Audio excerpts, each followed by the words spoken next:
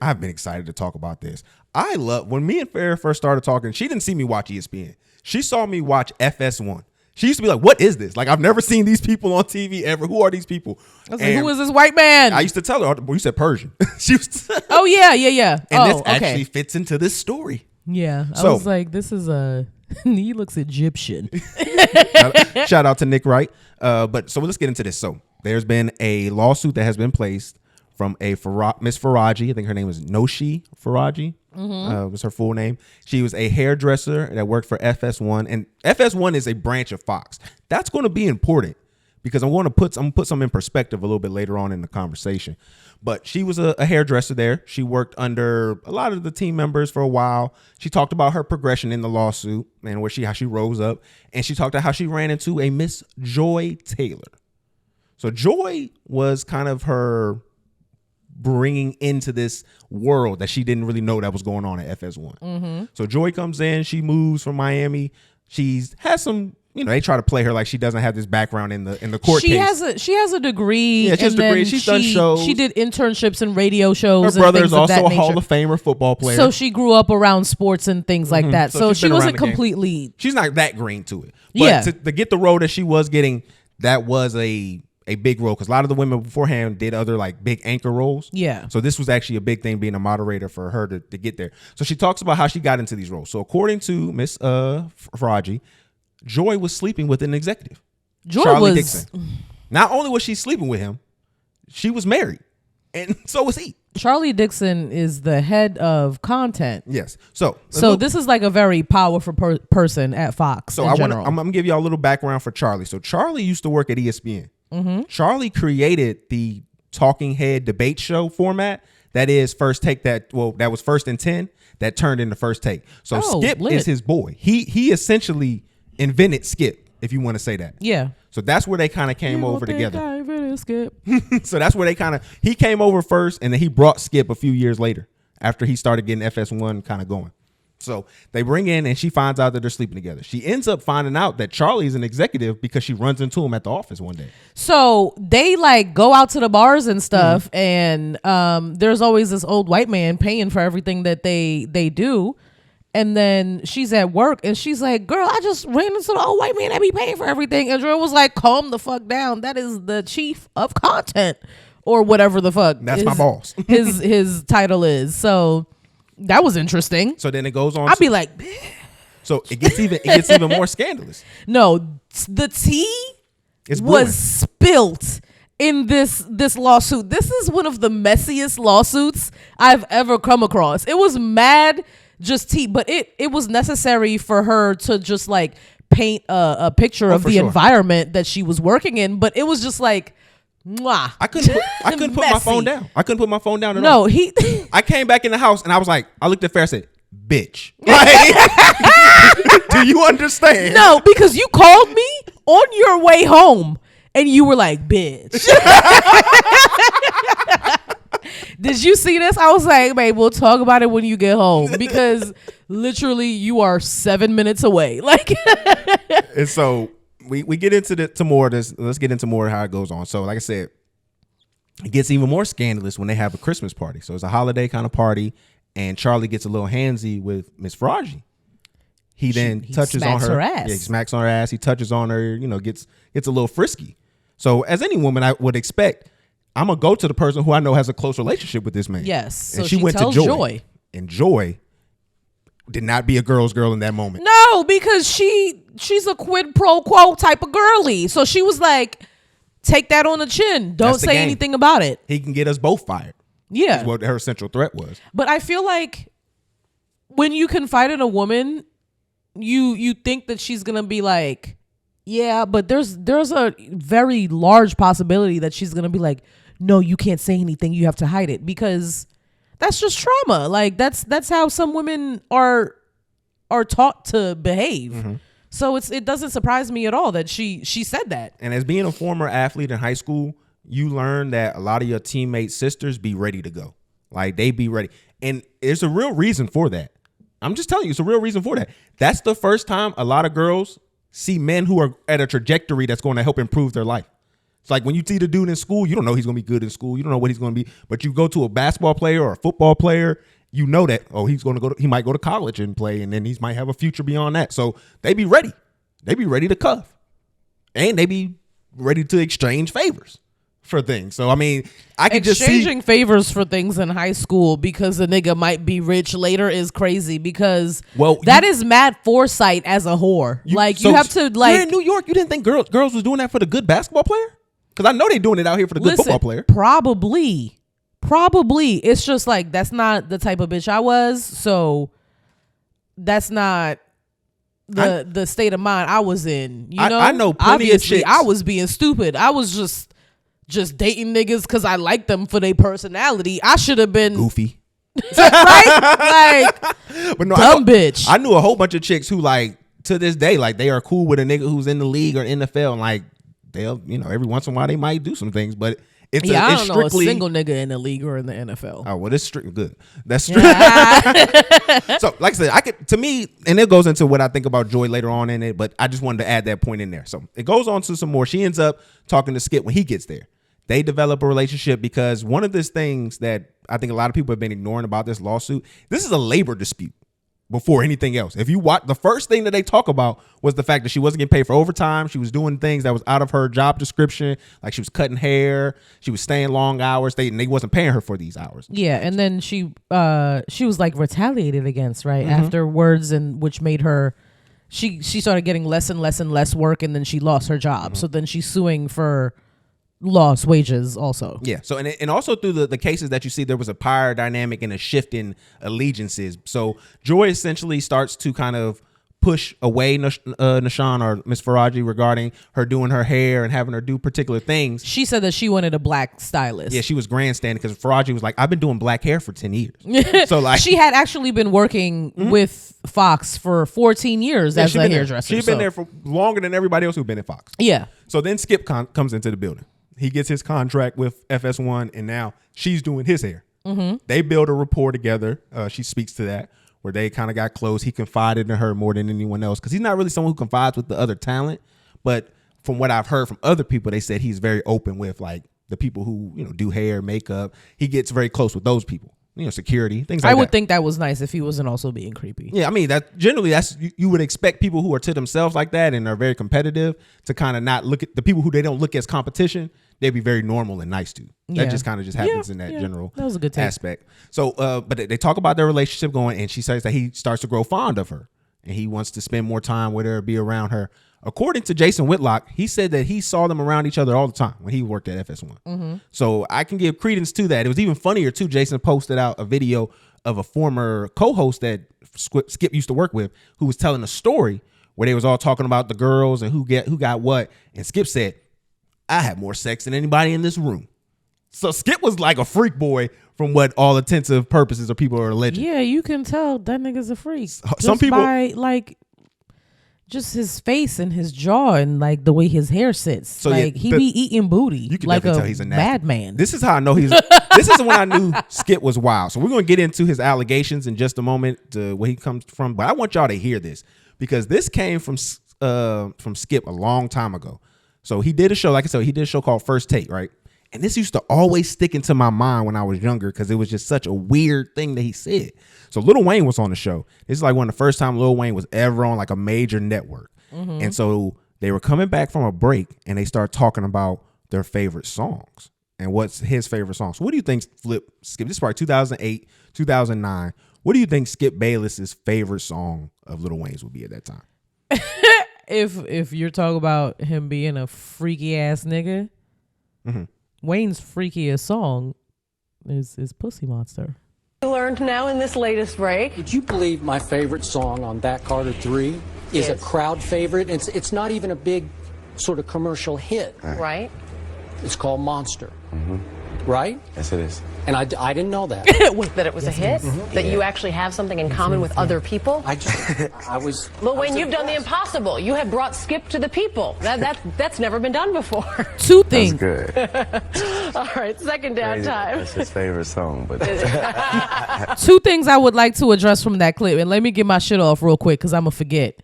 One, That Carter, cringy as fuck. Let's quickly move on to my second point. Pussy Monster made niggas start eating pussy. Wayne, after he made Pussy Monster, the black guy still had this like, oh, I don't eat pussy type of thing. And then after Pussy Monster dropped, they were like, oh, this is what niggas is doing. We're cool with this. We're doing. And he opened the floodgates. I will never have anything bad to say about Lil Wayne. Fraudgy talks about the relationship going on with Skip longer, and what she basically says is that at one point Skip offers her $1.5 million to sleep with her. He puts it all out on the line, basically. Which is like the only thing that I was like, to me, the funniest part was, and this is this is the reason why I kind of believe this, because she says no, and then he goes straight into debate mode. Aren't you Muslim? Doesn't your father have 3 or 4 wives? Because she was like, no, because you're married. And he goes, but aren't you Muslim? Your father has a couple wives. Like, okay, but nigga, still, that doesn't refute the fact that you're fucking not and you would still be cheating. What is, like, even if my father did have multiple wives, what the fuck does that have to do with your cheating ass? She quelled that by saying my father is dead. She did say that, yeah. And then, like, this is where I know how Skip was a freaky boy in this story, right? She goes to even lengths to where she says she's developed ovarian cancer. She tells him thinking that that's going to deter him. That only made him want her more. There was even a quote there where she said... He was like, I want that shit before it shrivels up and dies. Oh, shit. The nigga did say to her, though, that the more that you resist me, the more you make me want you more. Rapey. That's what he said. He's Pepe Le Pew. That is Skippy Le Pew. That is the tagline of sexual abusers. Man, well, again, this is all these allegations from no, but her like court inherently, case. is it not like what makes somebody a grapist is them being turned on by like the power struggle, the resistance, yes, the control. So that is literally like, oh no, I agree that this is wildly unsettling. Yeah, no, I agree with that. So she goes into more of the conversation because the way that she kind of plays this, like I said, she went from Joy being her on her side to Skip being the biggest person, because she talks about how they were trying to get rid of her. She got hurt. She ended up having to, lose time for that. When she came back, people weren't scheduling her the way she was supposed to, and she was losing money regarding that. Then she also said that people were mocking her. So she's talked about a few examples of this where she had this culture where she was disrespected. There was a Miss M. She was cussing and calling her names and, talking about her ethnicity. She said Joy was talking about the way that she spoke and the way that she pronounced words and things of that nature, where she was being, disingenuous and mean to her. Then she talks about how Charlie was trying to get rid of her and that Skip was the main reason that was protecting her the whole time. And then it ends with Skip having his last day. She ends up going to his car with her because she says that he tries to like ask her to go to the car multiple times. She goes to the car. This big fight between Skip and Charlie happens, a verbal altercation, of course.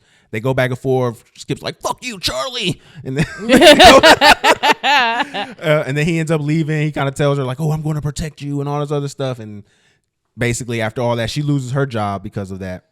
Once Skip's out the door and he gets fired. So then this is where the lawsuit comes in. I'm trying to tell you, when that shit was so detailed that you go through it. Extremely. And she made a good reason to call out, make sure a lot of people she called out. This is what we also forgot. She talked about Joy having another relationship. She was sleeping, apparently she was allegedly sleeping with Emmanuel Acho to get on this show called Speak. And then that's where Faraji was telling her like, hey, I don't think it's a good idea you sleeping with these two guys at the same time. Joy then goes and says, if anything goes wrong with Charlie, I'm just going to say he forced himself on me. Fuck. Hate that. That's the craziest part of this whole thing when it comes to Joy, is that she was willing to do that. Yeah. And it was just nuts. I do want to say shout out. I feel like she could still get that shit off for real. I mean, but we're going to get into that in just a moment. But I also want to say shout out to Colin Cowherd, who did not give any kind of negative statements in this. Actually, he was described as being a gentleman and a professional. That's my guy. Shannon. Yeah, Shannon too. Oh, that's what we forgot too. She thought he was fucking Shannon. Skip thought she was fucking Shannon. And he was mad about that. And that's what started a lot of the beef between them. He was like, you getting that long black dick and I'm upset because you're not taking mine. And what she revealed is that information came from Charlie. that Charlie had told Skip that Shannon and her was having sex. Why y'all are so messy over there? Like that's a very toxic work environment. It was that's very not crazy. normal. That's nuts. If like I said, if everything she says in this Maybe court it case is is normal. true, All the men I work with are gay. I'm gonna say They're not even all if she gay. said, That's if crazy. anything, My bad. If anything that she said is all that is wild. If anything that if all this that she's reporting in here is true, this is the sickest work environment you've ever been in. Yeah, that's like I've never had any experience like that's this. like a reality show. Yeah, it's nuts. Like just talking about like people were going on out with scant clothing on and trying to seduce other people to get on the show, because that's what the main thing she said about Joy. If Joy was really sucking and fucking as much as this lawsuit alleges, I fear it's going to set women in sports back so much. Like, well, let's get into that then. So let's talk about that first. So what do you think about fraternizing with like coworkers and stuff? I think it's a horrible idea. I think it's a terrible idea. It's so dumb. Yeah, because especially for a man. Because y'all are going to be at that job longer than y'all are going to be in that relationship or doing that situationship or whatever y'all are doing. And then it's just going to be awkward. Like I have friends who will talk about like sleeping with girls they work with and stuff like that. And I'm thinking to myself, that's the dumbest thing in the world. Have you ever slept with somebody you've worked with? Never. I have. All I ever done was mess with girls who, and that's gross. Yeah, but like, I mean, you know, tell the story. But no, no. It was extremely awkward because we kept working after the thing was done. I can imagine. He got fired. Thank fucking God. I wouldn't want to see somebody like that often. But two, I don't like to. I have always had an adage where I don't lay my meat where I make my bread. So I never wanted to do those things. Cross contamination. What? That's just like, I know that some version of that saying is a thing. Mm-hmm. But I don't like the sequence of words that just came out your mouth just now. I don't know. It's just where, hey, you just don't want cross contamination. You don't put your meat where you make your bread. It made me icky a little bit. I didn't like it. But continue. You want me to lay Get my your meat? shit off. You want me to lay my meat where Stop. I make my You bread? didn't have to say it a third time. I'm asking you, do you want me to No, do that? stop. Stop saying it. But no, so I've never been into that. Like I've always told guys, and my own personal action was like, date their friends and sisters. Like don't date them. Like that's the craziest thing you could do. How do I even know my coworkers' friends and sisters? That's my coworker. Well, see, when I used to work, when I was in Texas, I used to work retail, and so like we had folks who worked with us, and then this one girl's sister used to always pick her up. So that's how I saw her.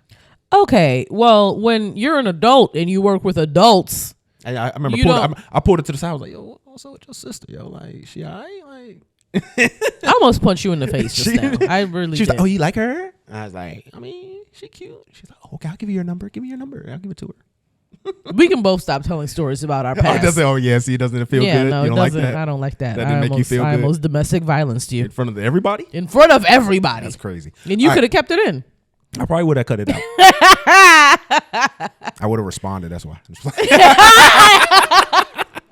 All right, Not so us both doing domestic violence. back to this. So you said that you're not cool with that. So what do you think about women who sleep their way to the top then? Or attempt to? I feel iffy about it because you're obviously taking away from the women who work hard and like, Or the people in general. I don't care about the people. I care about the women. Oh, continue. So my promise for 2025 is being fulfilled. It's taking away from the women who work hard to get to where they're at. And I feel like if you're going to sleep your way to the top, don't get caught. That's the main thing. We can't know that you sucked and fucked your way to the top, or else it's going to set feminism back. So like it's if you sucked and fucked to get 2 steps forward and we found out, it takes us 12 steps back. So like you have to be very methodical about doing that shit. And then the other side of the coin is like, I wish my morals were like that, because I'd be much higher. Much higher. I appreciate that you have morals. I appreciate it. I don't. Would you? My morals get in the way of my success on a regular basis. I appreciate that you have morals. That's what I said. Well, I don't appreciate it. Oh, that you don't. Okay. Yeah. I thought you said you don't have morals. No, I don't appreciate it. Well, I do. I'm glad you do. Yeah. Keep continue with those. They get in the way of my success on a regular basis. I could have sucked and fucked my way to the top mad long ago. I could have been at the top of something. See, the thing about it is, I think y'all look up at it at a particular way, but it only ends one of two ways. You're either pushed to the side because you know he has no use of you, or you're in a lawsuit with him. Because you can rise, but at some particular point, he's gonna want something new around. This is why I said, do it and don't get caught. Because saying, why would you? But I'm saying, listen to this. When you say don't get caught, that it won't matter if you get caught if he just wants to do something new now. You know what I'm saying? Like if you're no longer the one he wants to play with. You still got that on your resume though. Like if I worked top at this company and nobody knows I sucked and fucked my way to the top, can't I just technically? You could hope, but it's not guaranteed. There's plenty of people who get fired from these guys and then never work again. They don't go to the other competition. They'll go to maybe somebody lower, make less, or go independent, and they potentially may be able to work their way back up. But it's very rare, unless you're a big time talent like a Skip, Shannon, that you get fired and then somebody else automatically picks you back up. So that's what I'm saying, where it gets kind of iffy, especially in that realm. Yeah, I don't think she would be somebody who would automatically get picked back up, but she could eventually bootstrap her way back into the position that she was in. But now everyone knows that you sucked and fucked, so that option is gone. Yeah, I think for Joy now, that's moving my thing. forward, she's going to have to like probably. I was making a joke the other day. She might have to do like the Mark My Hill route and get on like a podcast like Joe or somebody else who's kind of semi-popular.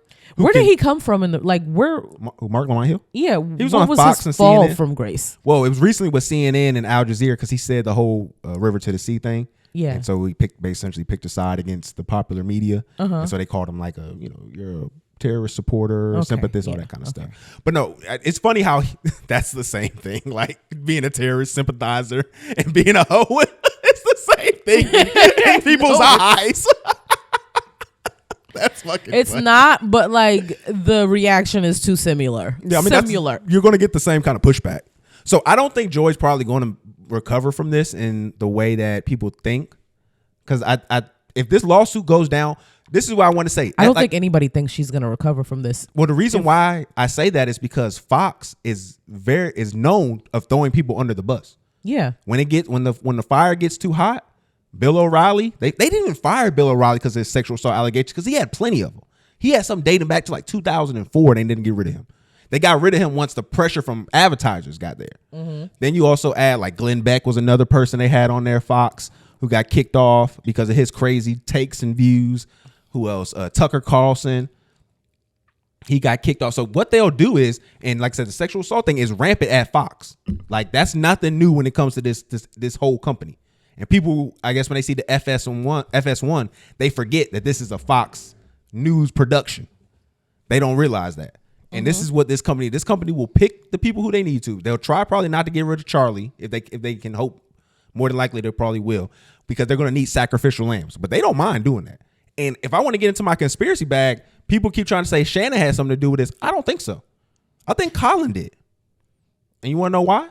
Why? Because when Charlie came there, he fought and changed a lot of the dynamic that was going on that Colin was building over there. Colin, who when he started the volume, he's been talking about this kind of like, if you listen between the lines, how he's wanting to become more of an executive up in this field and being part of a company, working, being part of the team. That's always been kind of like his narratives. So what I think here is going on, he's trying to get Charlie out of there. So he empowered Shawty, told her, hey, take this lawsuit in, get rid of this guy, because remember how I always told you when you one of the top people at your jobs, you always in renegotiation mode. Mm-hmm. He's also in renegotiation for his contract.